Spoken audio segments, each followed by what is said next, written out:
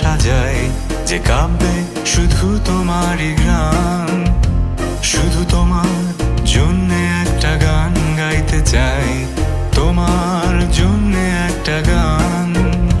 শুধু তোমার জন্যে একটা কবিতা সাজাই, যে কাব্যে শুধু তোমারই গান।